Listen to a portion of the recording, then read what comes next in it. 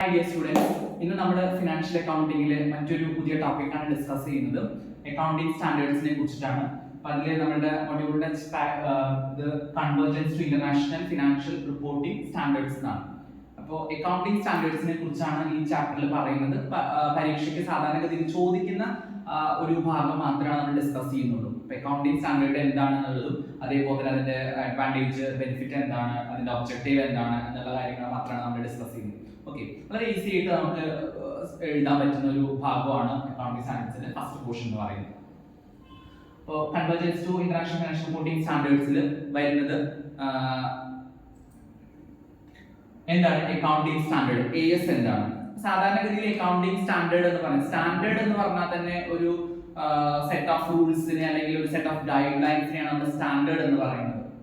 ഇപ്പോൾ ISO എന്നൊക്കെ പറയുന്നത് പോലെയുള്ള ഒരു സ്റ്റാൻഡേർഡ് ആണ് അക്കൗണ്ടിങ് സ്റ്റാൻഡേർഡ്സ് എന്ന് വെച്ച് കഴിഞ്ഞാൽ. അക്കൗണ്ടിങ് പ്രാക്ടീസിൽ അക്കൗണ്ടൻസ് ഫോളോ ചെയ്യേണ്ട സ്റ്റാൻഡേർഡിനെയാണ്, റൂൾസ് ആൻഡ് റെഗുലേഷൻസിനെയാണ് പറയുന്നത്. ആണ് കൃത്യമായിട്ട് പറയുന്നത് accounting standards are certain set of rules and guidelines for financial reporting. Financial റിപ്പോർട്ടിംഗിൽ, ഇന്റർനാഷണൽ ഫിനാൻഷ്യൽ റിപ്പോർട്ടിംഗിൽ അക്കൗണ്ടൻസ് ഫോളോ ചെയ്യേണ്ട റൂൾസ് ആൻഡ് റെഗുലേഷൻസിനെയാണ് പറയുന്നത് അക്കൗണ്ടിങ് സ്റ്റാൻഡേർഡ്സ് എന്ന് പറയുന്നത് സെറ്റ് ഓഫ് റൂൾസ്. ഓക്കെ, എന്താണ് അക്കൗണ്ടിങ് സ്റ്റാൻഡേർഡ്സിന്റെ ഒബ്ജക്റ്റീവ്സ് അല്ലെങ്കിൽ അതിന്റെ റോൾ എന്താണെന്ന് നോക്കിക്കഴിഞ്ഞാൽ കുറച്ചുകൂടെ ക്ലിയർ ആവും എന്താണ് അക്കൗണ്ടിങ് സ്റ്റാൻഡേർഡ് എന്നുള്ളത്. ടു പ്രൊവൈഡ് ഇൻഫർമേഷൻ പ്രൊവൈഡ് ചെയ്യാം. അക്കൗണ്ടൻസിന് ആവശ്യമായിട്ടുള്ള ഇൻഫർമേഷൻസ്, ഫൈനാൻഷ്യൽ എലമെന്റ്സ് എങ്ങനെ റിപ്പോർട്ട് ചെയ്യണം, എങ്ങനെയാണ് അത് കാണിക്കേണ്ടത്, ഫിനാൻഷ്യൽ സ്റ്റേറ്റ്മെന്റ്സിൽ എങ്ങനെയാണ് അത് പ്രസന്റ് ചെയ്യേണ്ടത് എന്നതിനെ കുറിച്ചുള്ള എല്ലാ ഡീറ്റെയിൽസും സെറ്റ് ഓഫ് സ്റ്റാൻഡേർഡ്സ് അല്ലെങ്കിൽ അക്കൗണ്ടിങ് സ്റ്റാൻഡേർഡ്സ് എന്ത് ചെയ്യുന്നുണ്ട്, ഡിസ്ക്ലോസ് ചെയ്തിട്ടുണ്ട്. സോ ഇൻഫർമേഷൻസ് പ്രൊവൈഡ് ചെയ്യുക എന്നുള്ളതാണ് അക്കൗണ്ടിങ് സ്റ്റാൻഡേർഡ്സിന് പ്രധാനമായിട്ടുള്ള ഒരു ഒബ്ജക്റ്റീവ് എന്ന് പറയുന്നത്. Then second one, to harmonise different accounting process. Different ആയിട്ടുള്ള അക്കൗണ്ടിങ് പ്രോസസ്സിൽ എന്ത് ചെയ്യാം, ഒരേപോലെ ഹാർമണൈസ് ചെയ്യും, ഏകോപിപ്പിക്കും, ഒരേപോലെ എന്ത് ചെയ്യാം, അതിനെ ഇതാക്കുക എന്നുള്ളതാണ്, ഹാർമണൈസ് ചെയ്യുക എന്നുള്ളത്. Then next പറയുന്നത് to enhance the contents enhance ചെയ്യും. ഇപ്പോൾ ഓരോ സ്റ്റാൻഡേർഡിലും ഓരോ പർട്ടിക്കുലർ ഫൈനാൻഷ്യൽ എലമെന്റിനെ കുറിച്ചാണ് പറയുന്നത്. ആ എലമെന്റ് എന്താണെന്ന് കൃത്യമായിട്ട് എന്ത് ചെയ്യുക, എൻഹാൻസ് ചെയ്യുക എന്നുള്ളതാണ്. അതേപോലെ തന്നെ to communicate uniform results communicate ചെയ്യാം. അല്ലെ, ഇപ്പൊ പല രീതിയിലാണ് നമ്മൾ അക്കൗണ്ടിങ് പ്രാക്ടീസ് ചെയ്യുന്നതെങ്കിൽ അത് പല രീതിയിലാണ് ഇന്റർപ്രറ്റ് ചെയ്യുന്നത്. സോ നമുക്ക് യൂണിഫോം ആയിട്ട് നമുക്ക് കമ്മ്യൂണിക്കേറ്റ് ചെയ്യാൻ പറ്റില്ല. സോ എല്ലാ കമ്പനികളും ഒരേപോലെ റൂൾസ് എന്ത് ചെയ്യണം, ഫോളോ ചെയ്യണം, ഒരേപോലെ ഫൈനാൻഷ്യൽ സ്റ്റേറ്റ്മെന്റ്സ് എന്ത് ചെയ്യണം, പ്രസന്റ് ചെയ്യണം, ഡിസ്ക്ലോസ് ചെയ്യണം. അതിനാണ് ഇത് ചെയ്യുന്നത്. Then to improve reliability of the financial statements reliability എന്ത് ചെയ്യാം, ഇംപ്രൂവ് ചെയ്യാന്നുള്ളത്. എല്ലാവരും ഒരേപോലെയാണ് ചെയ്യുന്നതെങ്കിൽ എല്ലാ ഫൈനാൻഷ്യൽ സ്റ്റേറ്റ്മെന്റ്സ് എന്താണ്, കമ്പാരബിൾ ആണ്, അത് നല്ല തന്നെ ക്രെഡിബിലിറ്റി ഉണ്ടായിരിക്കും, റിലയബിലിറ്റി ഉണ്ടായിരിക്കും എന്നുള്ളതാണ്. ഒരേ ഫോർമാറ്റ് അല്ലെങ്കിൽ ഒരേ സെറ്റ് ഓഫ് റൂൾസ് ഫോളോ ചെയ്യുമ്പോൾ. And to facilitate comparison. So major ആയിട്ടുള്ള ഒരു അഡ്വാൻറ്റേജ് അല്ലെങ്കിൽ അതിന്റെ ഒരു കോർ ആയിട്ടുള്ള ഒരു ഒബ്ജക്റ്റീവ് എന്ന് പറയുന്നത് പോസിബിൾ കമ്പാരിസൺ ആണ്. കമ്പാരിസൺ പോസിബിൾ ആക്കുക എന്നതാണ്. ഡിഫറെന്റ് ആയിട്ടുള്ള കമ്പനികൾ, ഡിഫറെന്റ് ആയിട്ടുള്ള സ്റ്റേറ്റുകളുടെ, ഡിഫറെന്റ് ആയിട്ടുള്ള രാജ്യങ്ങളിലൊക്കെ ഉള്ള കമ്പനികൾ ഒരേപോലെയാണ് ഫൈനാൻഷ്യൽ സ്റ്റേറ്റ്മെന്റ്സ് ചെയ്യുന്നതെങ്കിൽ അവ തമ്മിൽ കമ്പയർ ചെയ്യാൻ എന്താണ്, വളരെ ഈസിയാണ്. സോ ആ കമ്പാരിസൺ പോസിബിൾ ആക്കുക എന്നുള്ളതാണ് എന്ത്, അക്കൗണ്ടിങ് സ്റ്റാൻഡേർഡ്സ് ഇംപ്ലിമെന്റ് ചെയ്യുന്നതിന്റെ പ്രധാനമായിട്ടുള്ള ലക്ഷ്യം എന്ന് പറയുന്നത്. അതുകൊണ്ടാണ് ഫെസിലിറ്റേറ്റ് കമ്പാരിസൺ എന്ന് പറയുന്നത്. മെയിൻ ആയിട്ടുള്ള ഒരു ഇതാണ് അതിന്റെ ഒരു അഡ്വാൻറ്റേജ് അല്ലെങ്കിൽ അതിന്റെ ഒരു ഒബ്ജക്റ്റീവ് ആണ് കമ്പാരിസൺ പോസിബിൾ ആക്കുക എന്നുള്ളത്. ഓക്കെ, ഇതാണ് മെയിൻ ആയിട്ടുള്ള അതിന്റെ ഒബ്ജക്റ്റീവ്സ് എന്ന് പറയുന്നത്.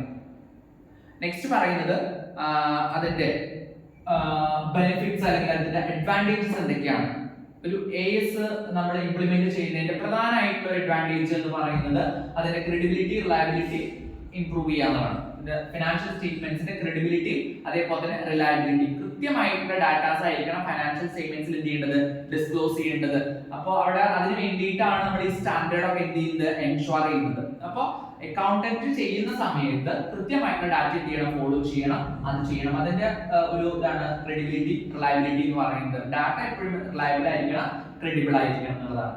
ദെൻ യൂണിഫോമിറ്റി, ഒരേപോലെ ആയിരിക്കണം ചെയ്യണം. ഇപ്പോൾ നമ്മൾ ഇവിടെ ഒരു അക്കൗണ്ട് കമ്പനിയിൽ ഫൈനാൻഷ്യൽ സ്റ്റേറ്റ്മെന്റ്സ് റിപ്പോർട്ട് ചെയ്യുന്നതും വേറൊരു സ്ഥലത്ത് ഫൈനാൻഷ്യൽ സ്റ്റേറ്റ്മെന്റ്സ് റിപ്പോർട്ട് ചെയ്യുന്നതും എന്തായിരിക്കും, ഒരേപോലെ ആയിരിക്കും. യൂണിഫോമിറ്റി എന്ന് പറയുന്നത്. ദെൻ എലിമിനേഷൻ ഓഫ് ആംബിഗ്വിറ്റി എന്ന് വെച്ച് കഴിഞ്ഞാൽ അവ്യക്തത എന്നാണ് അർത്ഥം. സോ നമുക്ക് ഫൈനാൻഷ്യൽ റിപ്പോർട്ടിംഗ് സ്റ്റാൻഡേർഡ്സിൽ ഒരിക്കലും എന്തുണ്ടാവാൻ പാടില്ല, അവ്യക്തത ഉണ്ടാവാൻ പാടില്ല. എന്താണ് എന്നുള്ളത് ക്ലിയർ ആയിട്ട് നമുക്ക് അത് ഇന്റർപ്രറ്റ് ചെയ്യണം. സോ പരമാവധി നമുക്ക് അത് എന്ത് ചെയ്യാൻ പറ്റും, എലിമിനേറ്റ് ചെയ്യാൻ പറ്റും, അല്ലെങ്കിൽ ആംബിഗ്വിറ്റി ഉണ്ടാകാതെ. കമ്പാരിസൺ, സോ നമുക്ക് കമ്പാരിസൺ പോസിബിൾ ആണ്. അക്കൗണ്ടിംഗ് സ്റ്റാൻഡേർഡ്സ് പ്രകാരമാണെങ്കിൽ എല്ലാ ഫേമുകളും എല്ലാ കമ്പനികളും ഒരേപോലെയാണ് ഫൈനാൻഷ്യൽ റിപ്പോർട്ടിംഗ് ചെയ്യുന്നത്. സോ അത് തമ്മിൽ കമ്പയർ ചെയ്യാൻ ഈസിയാണ്. Then determination of managerial accountability. Managerial accountability നമുക്ക് തീരുമാനിക്കാൻ പറ്റും, ഡിറ്റർമൈൻ ചെയ്യാൻ പറ്റും. Then raises the standard of auditing. Auditing ന്റെ സ്റ്റാൻഡേർഡ് എന്ത് ചെയ്യും? റേസ് ചെയ്യാൻ നമുക്ക് ഉയർത്താം. ഓഡിറ്റിംഗ് എന്ന് വെച്ച് കഴിഞ്ഞാൽ വെരിഫിക്കേഷൻ ഓഫ് ഡാറ്റയാണ്, ഡോക്യുമെന്റ്സ് ആണ്. സോ അതിന്റെ സ്റ്റാൻഡേർഡ് നമുക്ക് ഇംപ്രൂവ് ചെയ്യാൻ പറ്റും. Then useful to shareholders, investors and researchers. ഇവർക്കൊക്കെ ഇതിന്റെ ഉപയോഗം നമുക്ക് എന്ത് ചെയ്യാൻ പറ്റും? ഉപയോഗിക്കാൻ പറ്റും അല്ലെ. ഫൈനാൻഷ്യൽ സ്റ്റേറ്റ്മെന്റ് നമ്മൾ ഉപയോഗിക്കുന്നത് കമ്പനി മാത്രമല്ല, സോ കമ്പനിയുടെ ഫൈനാൻഷ്യൽ സ്റ്റേറ്റ്മെന്റ്സ് പല ആൾക്കാരും ഉപയോഗിക്കുന്നുണ്ട്. അവർക്ക് അവരുടെ സ്റ്റേക്ക് ഹോൾഡേഴ്സ് ആണ്. സോ ഷെയർ ഹോൾഡേഴ്സ് ആവാം, അല്ലെങ്കിൽ അവരുടെ എംപ്ലോയീസ് ആയിരിക്കാം, അതേപോലെ തന്നെ ഇൻവെസ്റ്റേഴ്സ് ആയിരിക്കാം, അതേപോലെ തന്നെ റിസർച്ചേഴ്സ് ആയിരിക്കാം. ഇവർക്കൊക്കെ ഇത് ആവശ്യമാണ്. സോ അതൊക്കെ എന്താണ്, അവർക്ക് യൂസ്ഫുൾ ആണ് എന്നുള്ളതാണ്. അതാണ് അതിന്റെ മെയിൻ ആയിട്ടുള്ള അഡ്വാൻറ്റേജസ് എന്ന് പറയുന്നത്. ഇനി ഇതിന്റെ ലിമിറ്റേഷൻസ് ആണ്. കുറെ അഡ്വാൻറ്റേജ് ഉണ്ടെന്ന് പറഞ്ഞാലും ഒന്നോ രണ്ടോ ലിമിറ്റേഷൻസ് ഉണ്ടായിരിക്കും. അക്കൗണ്ടിംഗ് സ്റ്റാൻഡേർഡ്സിനും അതിന്റേതായിട്ടുള്ള ചില ലിമിറ്റേഷൻസ് ഉണ്ട്. ആ ലിമിറ്റേഷൻസ് എന്തൊക്കെയാണെന്നാണ് ഇവിടെ പറയുന്നത്. ഒന്ന് പറയുന്നത് accounting standards cannot override the loss.